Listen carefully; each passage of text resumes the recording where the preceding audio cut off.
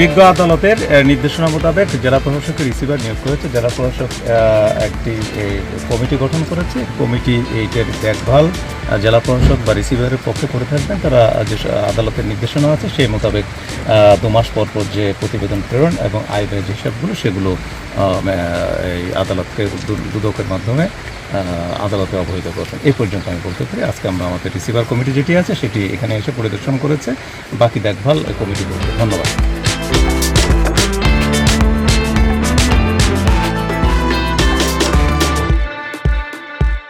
আড়াইশোটিরও বেশি design option নিয়ে Walton smart fridge, বোঝে আপনার প্রয়োজন।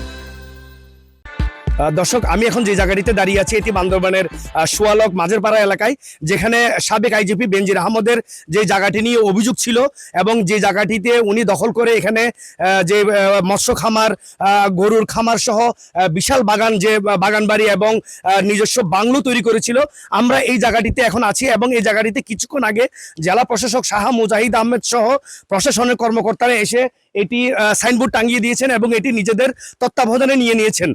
জেলা প্রশাসক আমাদেরকে যেটি জানিয়েছেন, আদালতের নির্দেশনায় তারা এই জায়গাটিকে তত্ত্বাবধানে নিয়ে করেছেন এবং সেই সাথে এই জায়গাটিতে দেখভাল সহ এই জায়গাটির যদি কোনো ইনকাম যদি কোনো আয় হয়ে থাকে সেটিও ব্যাংকের মাধ্যমে জমা হবে এবং এখানে নিরাপত্তার জন্য পুলিশও নিয়োগ করা হবে। একটি বিষয় আমরা জানিয়ে রাখি যে সারা বাংলাদেশে যখন সাবেক আইজিপি বেনজির আহমেদের যখন তার সম্পত্তি যখন খোঁজ করা হচ্ছিল দুদক থেকে, তখনই মিডিয়ার মাধ্যমে বান্দরবানের এই জায়গাটুকু সোয়ালক এলাকা এবং লামা এলাকায় বেনজির আহমেদের জায়গার তথ্য বেরিয়ে এসেছে।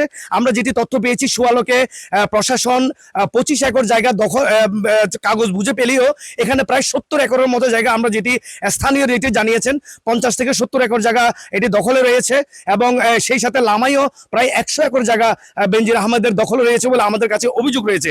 স্থানীয়রা যেটি জানিয়েছেন যে এখানে তিনি ক্ষমতা থাকাকালীন সময়ে মূলত ক্ষমতার অপব্যবহার করে সেই সময় যে পুলিশ কর্মকর্তারা ছিল এবং সেই সময়ে যারা যে বিভিন্ন রাজনৈতিক দলের নেতা ব্যবহার করে মূলত এই জায়গাটি তারা দখলে নিয়েছে বলে আমাদেরকে স্থানীয়রা অভিযোগ করেছেন।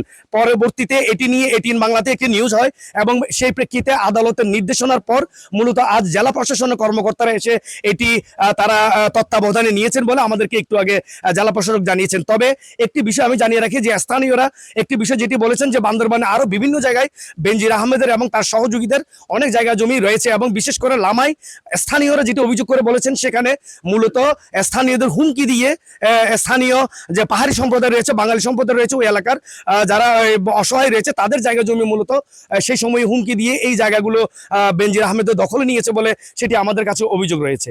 তো এটি ছিল আমার কাছে বেনজির আহমেদের সম্পত্তি তথ্য নিয়ে সর্বশেষ অবস্থা। মিনারুল হক, এটিএন বাংলা, বান্দরবান।